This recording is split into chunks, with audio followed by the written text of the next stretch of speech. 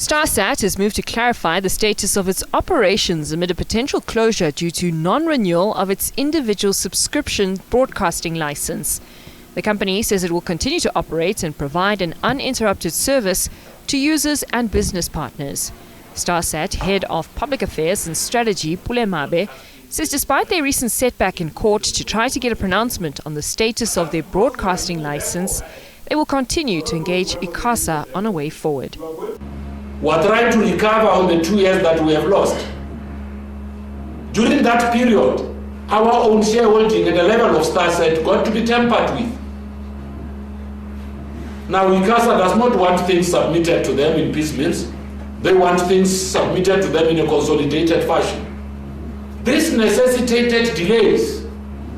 The Electronic Communications Act, under 11.9 and under 15, does state that when you have put forward an application for consideration of renewal, you may continue to operate as though you are in full force. It is these that are written in the Electronic Communications Act that in doing our work we relied on. We are law-abiding. Every other thing that we do, including now, when we wrote to them post the 18th of September, at which time they would have expected of us to close shop, we now elevated 15.2 of the Electronic Communications Act. Despite the company's uncertain future, it's outlined plans to expand. We will be going out on a roadshow, working with mobile network operators over the next weeks, depending on where we get the right and best offer for our customers, to launch fully our OTT platform, so that our people know that they do not only have to rely on satellite dishes for them to watch content.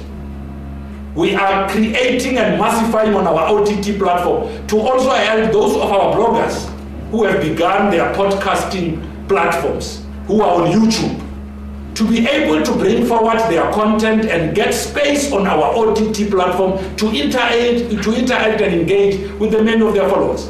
Meanwhile, legal expert Justine Limpitlaw says until a court decides otherwise, StarSat is expected to cease operations. Despite, as I understand it, repeated interactions from ICASA, it basically simply didn't apply in time, and ICASA has therefore said to it, right, you need to wind down your operations because we cannot and will not renew your license. It may be that when a court ultimately gets to have a look at the issues and decide on the merits, it says that ICASA is wrong about that.